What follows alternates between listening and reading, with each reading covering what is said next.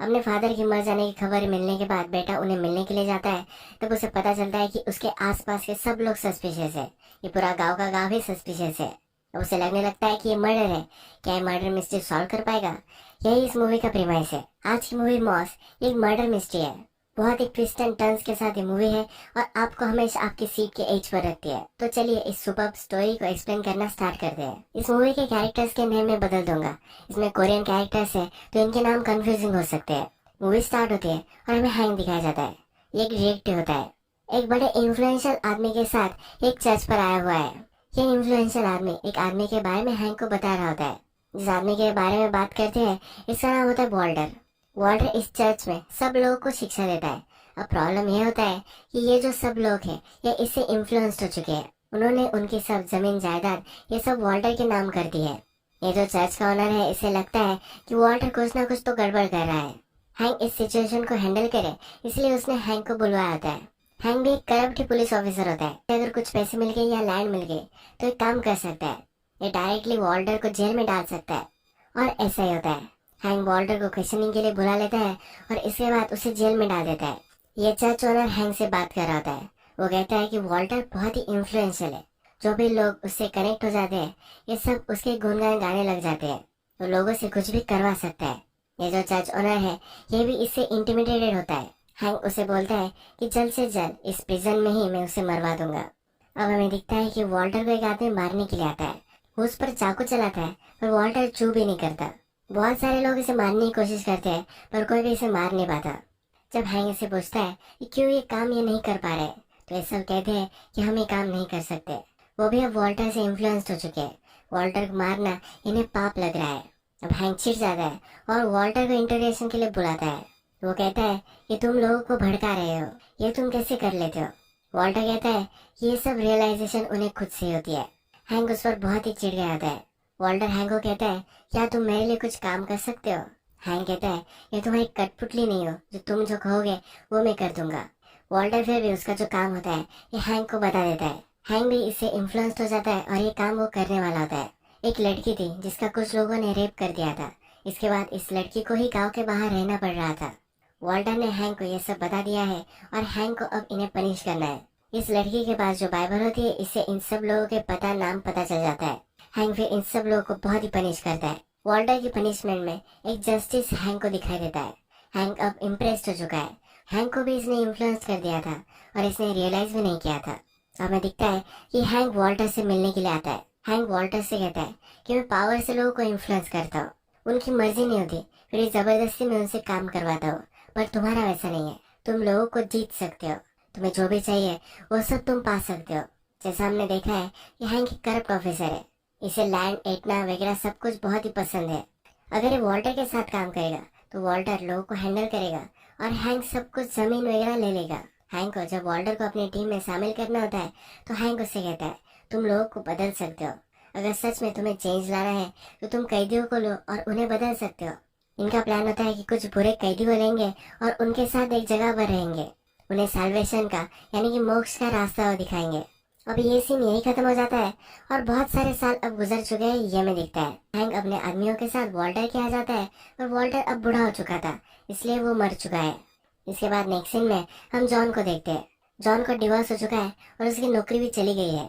John के ऊपर एक केस लगी थी। उसका जो प्रोसिक्यूटर था उसका नाम था माइक। माइक ने जबरदस्ती चार्जेस उस पर लगाए थे। उसे सिर्फ एक केस निपटाना था। जॉन जब माइक से बात करने गया तो माइक ने जो सब बोला उसका सब रिकॉर्ड जॉन ने कर लिया।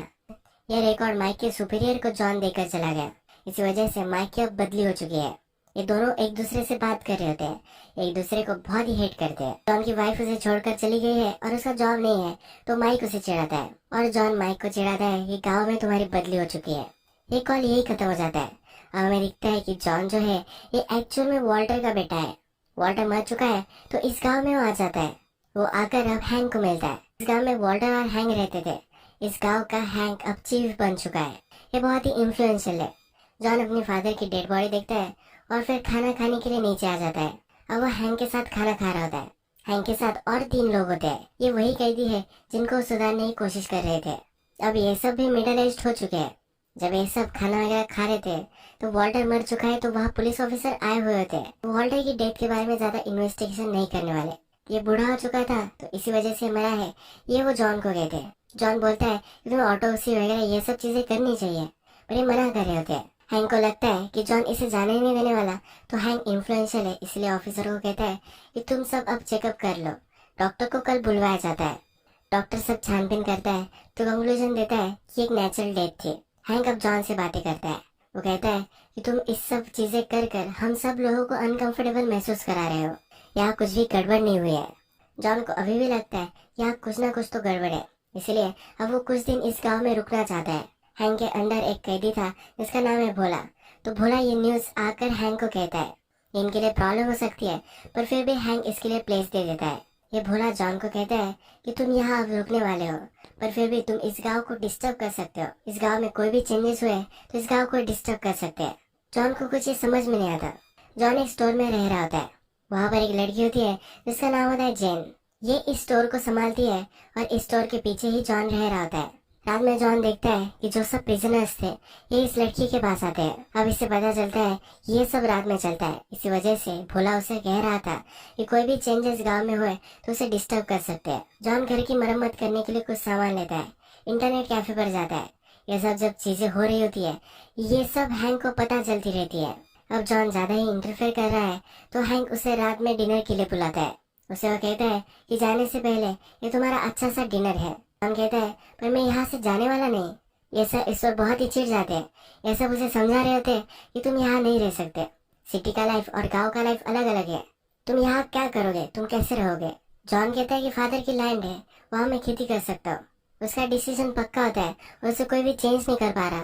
तो हैंक कहता है कि ठीक है, तुम्हें यहाँ रहना है तो तुम रह सकते हो। इसके बाद रात में हम देखते हैं कि जॉन माइक को कॉल करता है।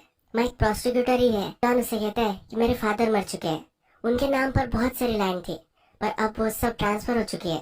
ये सब हैंक के नाम पर ट्रांसफर हो चुकी होती है। जॉन को जो सब लग रहा है ये वो माइक को कहता है। इन दोनों में दुश्मनी होती है, पर फिर भी माइक प्रोस्टिट्यूटर है तो इसके बारे में कुछ कर सकता है। जॉन जब माइक से बात कर रहा होता है तब हमें दिखता है कि हैंक का एक आदमी उसके घर के नीचे आ जाता है। उसके बेसमेंट से कुछ चीजें निकाल कर वो ले जा रहा होता है। जॉन जब देखने के लिए जाता है तब उसे कुछ भी नहीं मिलता। बेसमेंट से सब डॉक्यूमेंट्स वगैरह लेकर हैंक का आदमी वहाँ से निकल जाता है। अब जॉन की प्रॉब्लम यह है कि जॉन को पता है कि यहाँ कुछ तो गड़बड़ है, पर उसके पास सबूत वगैरह कुछ भी नहीं है। उसके घर में कोई आ सकता है, इसीलिए मोशन सेंसर लाइट्स को लगाता है।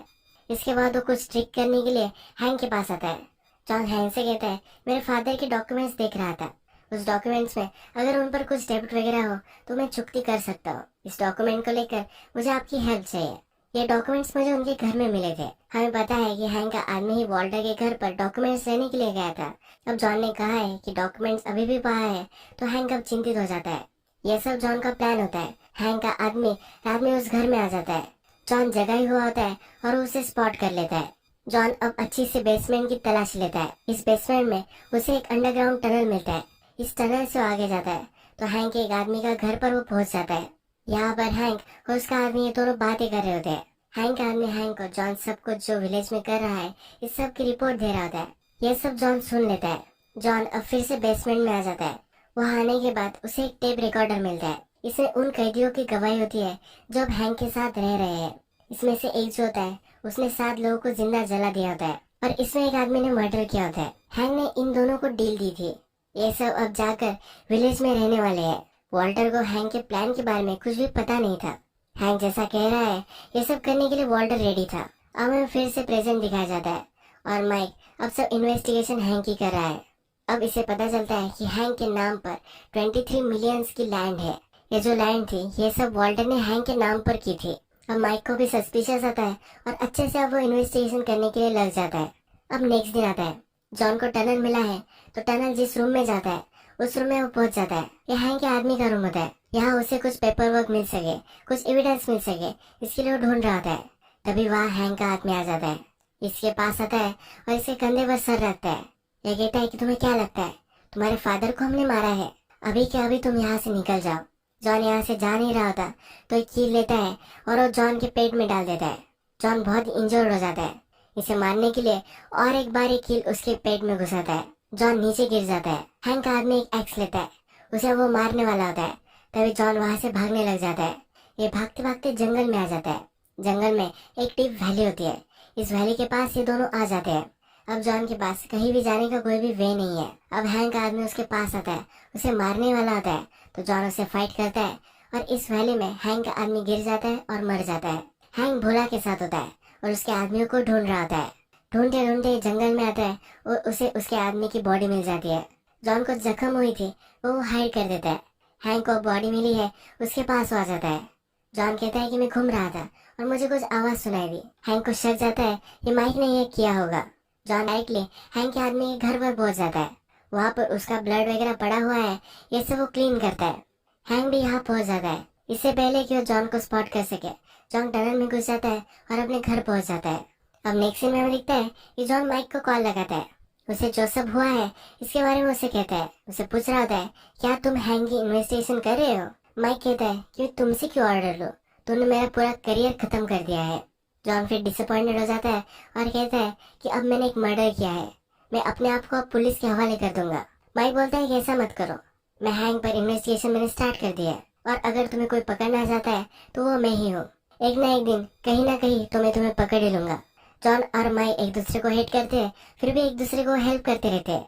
जिस तरह से फ्रेंड्स होते हैं इसी तरह से इनकी रिलेशनशिप होती है। अब हम देखते हैं कि हैंक के आदमी का फ्यूनरल चल रहा होता है।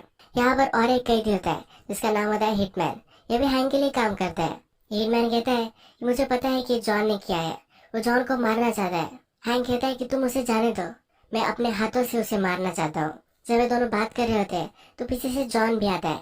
हैंक वहाँ से चला जाता है और हिटमैन और जॉन एक दूसरे से बात करने लग जाते हैं। हिटमैन कहता है तुम्हारे फादर के बारे में तुम्हें कुछ पता करना है, जो भी तुम्हें पता करना है वो सब कुछ मैं तुम्हें बता सकता हूँ, तुम रात में मेरे घर में आ जाओ। वो उससे कहता है कि सब कुछ पता करने के बाद तुम्हें इस गांव से निकल जाना पड़ेगा। हिटमैन को जॉन को जल्दी से जल्दी इस गांव से बाहर निकालना होता है। हमें पता है कि हैंक को जॉन के बारे में सब कुछ इन्फॉर्मेशन अवेलेबल है। हैंक और माइक एक दूसरे के एनिमी है, ये भी उसे पता है और वो माइक से मिलने के लिए आता है। हैंक जो है ये बहुत ही इन्फ्लुएंशियल है, सब पॉलिटिशियंस वगैरह ये सब इसकी मुट्ठी में होते हैं। अगर वो चाहे तो माइक को फिर से वो प्रमोशन दिला सकता है। वो माइक के पास आकर जॉन को किसी भी चीज में अंदर डालने के लिए बोल रहा होता है। माइक कहता है कि वो मेरा शिकार है, उसे कोई भी हाथ नहीं लगा सकता, उसे अगर कुछ करना होगा तो मैं ही करूंगा।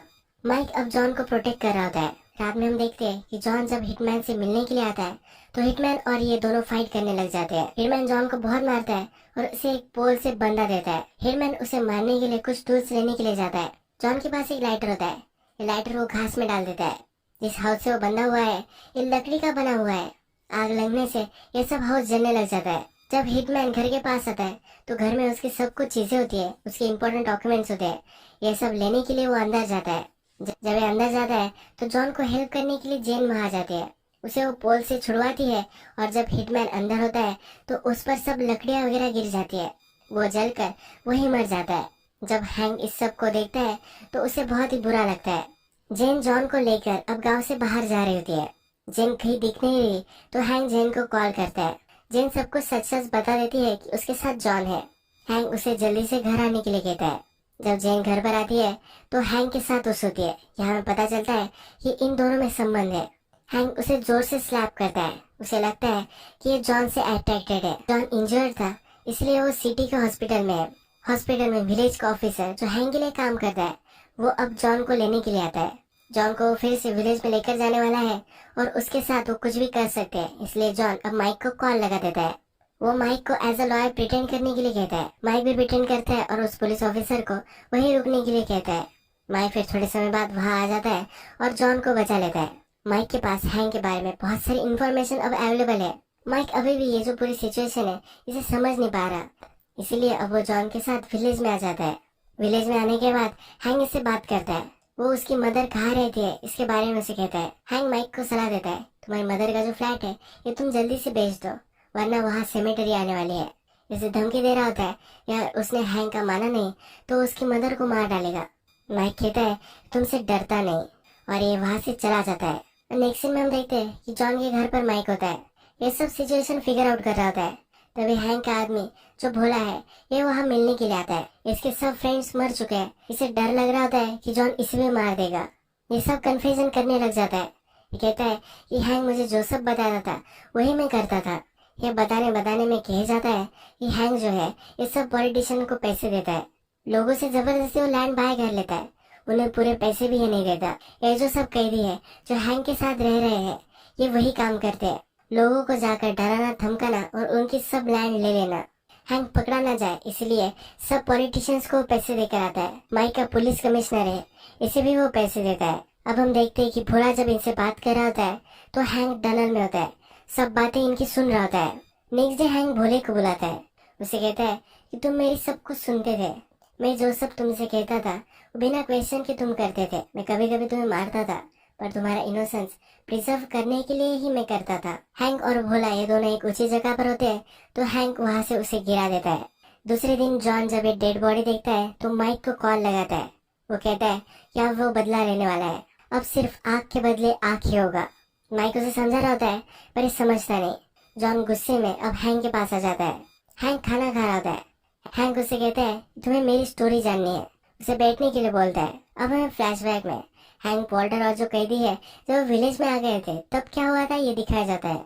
जब ये सब यहाँ आ गए तो वॉल्टर इन्फ्लुएंशियल था ही, तो वॉल्टर के इन्फ्लुएंस में इस गांव के सब लोग आ गए। वॉल्टर की वजह से हैंक और सब आदमियों को सब वेज ही खाना पड़ता था। हैंक को पसंद नहीं आता था। हैंक उसकी मर्जी के खिलाफ जाकर कुछ भी खाकर आता था। वॉल्टर ने जब इसे बात करनी चाहिए तो हैंक बोला कि जो सब लोगों के साथ हम रह रहे हैं ये सब डेविल है, हम इसे चेंज नहीं कर सकते, हमें इन्हें खुश रखना पड़ेगा। वॉल्टर को लगता है कि इन आदमियों को अभी भी वो चेंज कर सकता है। वो एक कैदी के पास जाता है, उसे कहता है कि किस तरह के आदमी तुम बनना चाहते हो। ये कैदी इस चीज को समझता नहीं और जिस तरह से है उसी तरह से वो रहना चाहता है, यानी कि वॉल्टर अब किसी को भी बदल नहीं पाएगा। इसके बाद हैंक लोगों के पास जाता है, उनकी जो सब जमीनें होती है ये जबरदस्ती वो ले लेता है। ये जो सब इलीगल चीजें वो करता है तो वॉल्टर का काम होता है कि लोगों को शांत रख पाए, और वॉल्टर ये सही से कर भी रहा होता है। जब हैंक जबरदस्ती से लैंड ले रहा होता है तो वॉल्टर ये देख लेता है।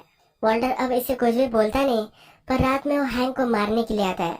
हैंक सावधान हो जाता है। सब कैदी ये देख लेते हैं। ये वॉल्टर को कहते हैं कि तुम हमसे कुछ भी डिफरेंट नहीं हो। अब यही उनको जो स्टोरी बता रहा होता है ये स्टॉप कर देता है।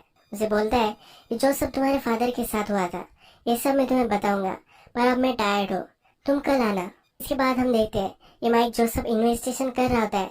इस इन्वेस्टिगेशन में उसे बहुत सारे ट्रबल आता है। हैंक के ऊपर जो सब फाइल्स है इनको जब वो एक्सेस कर रहा था तो इसका उसे एक्सेस नहीं मिला। ऊपर से भी इसका प्रेशर बढ़ रहा है। ये केस उसे छोड़ने के लिए सब उसे प्रेशराइज कर रहे हैं। माइक ये केस छोड़ सकता है पर तभी उसे मिलने के लिए जेन आती है। जेन आकर उसे कहती है कि क्या तुम्हें चर्च के बारे में पता है, इस चर्च में इंसिडेंट हुआ था, ये हमें आगे पता चलेगा। जॉन जब घर पर होता है तो उसे भी मिलने जेन आती है, उसे और भी चीजों के बारे में कहती है। फ्लैशबैक में हमें दिखाया जाता है कि वॉल्टर अपने सन यानी कि जॉन को कॉल करता है।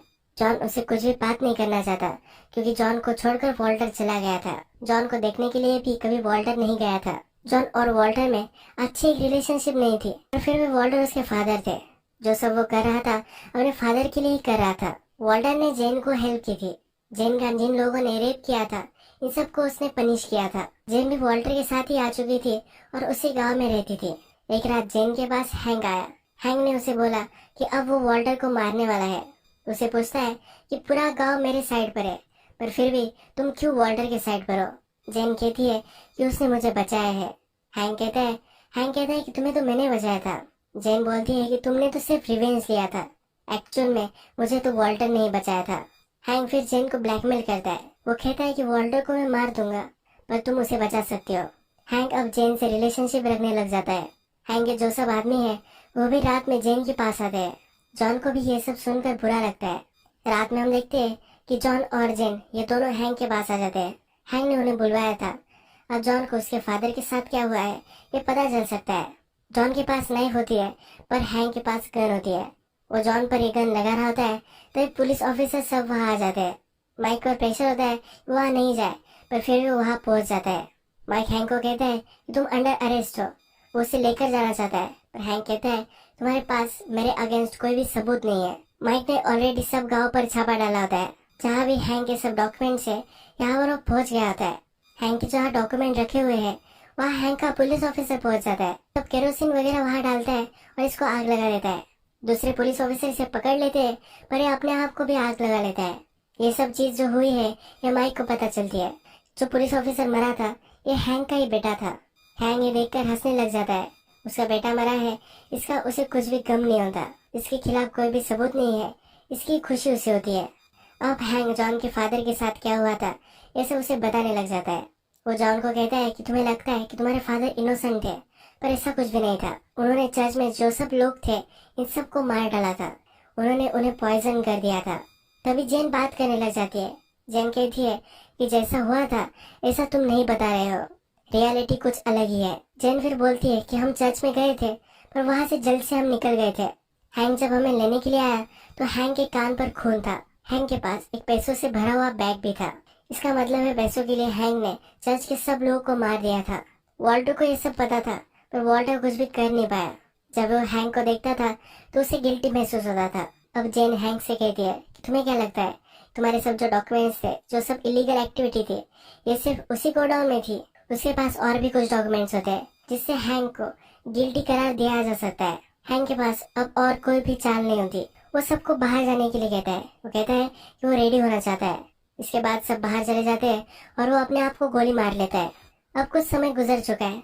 जॉन अपने शहर में चला गया था और अपने फादर के गांव में वो फिर से आ रहा है। वो फिर माइक को कॉल करता है। माइक का भी अब प्रमोशन हो चुका होता है। ये दोनों एक दूसरे को कॉन्ग्रेचुलेशन करते हैं। माइक कहता है कि तुम भी अब ज्यादा ट्रबल में नहीं आए हो, तुम्हें भी मुझे कॉन्ग्रेचुलेशन करना चाहिए। इन दोनों में बहुत अच्छी दोस्ती अब हो चुकी होती है। ये दोनों फिर से मिलने वाले होते हैं और डिनर करने वाले होते हैं। अब हमें दिखता है कि जॉन जब गांव में पहुंचता है, यहाँ हम देखते हैं कि जेन अब गांव की चीफ हो चुकी है। हैंक की जगह उसने ले ली है। अब जॉन को फोन कॉल याद आता है। उसके फादर मर चुके हैं तो इसका फोन कॉल जेन ने ही किया था। जेन ने उसे बताया है कि उसके फादर मरे थे, वो नेचुरल डेथ से मरे थे। एक्चुअल में जेन को ही हैंक से बदला लेना था। इसी वजह से उसने जॉन को कॉल किया था। उसे पता था कि जॉन को लगेगा उसके फादर की डेथ नहीं थी तो वो मर्डर था। इसी वजह से वो इन्वेस्टिगेशन करेगा और हैंक हर्ट हो ही जाएगा। जैसा उसका प्लान था ऐसा ही हुआ है। अब जेन इस गांव की चीफ बन चुकी है, उसे अच्छी सी पोजीशन भी मिल चुकी है और उसने रिवेंज भी ले लिया है। अगर हम इस मूवी में देखें तो वॉल्टर एक बहुत ही अच्छा आदमी था। वो सब चीजें अच्छे से करना चाहता था, पर हैंक को हमेशा से लालच था। उसने वॉल्टर को मैनिपुलेट किया और अपने काम के लिए उसे यूज कर लिया। वॉल्टर कभी भी उससे बदला नहीं ले पाया। जेन का भी फायदा हैंक ने उठाया था। जेन अभी भी यंग थी, वो कुछ ना कुछ तो कर ही सकती थी, इसलिए उसने सब कुछ प्लान किया। जेन के प्लान में जॉन मैनिपुलेट होता रहा और हैंक से उसने बदला ले लिया। हमने मूवी में देखा है कि वॉल्टर को एक सेंस ऑफ जस्टिस था। कुछ भी गलत उसे पसंद नहीं था। उसी तरह से सेंस ऑफ जस्टिस जेन के पास है।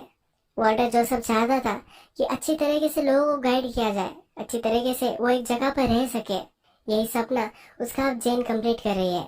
यही मूवी एंड हो जाती है। अगर आपको वीडियो अच्छा लगा होगा तो प्लीज इस वीडियो को लाइक कर दीजिएगा। बहुत सारी ऐसी मूवीज लेकर आता है तो प्लीज चैनल को सब्सक्राइब कर दीजिए और बेल नोटिफिकेशन आइकॉन दबाना भी मत भूलिए।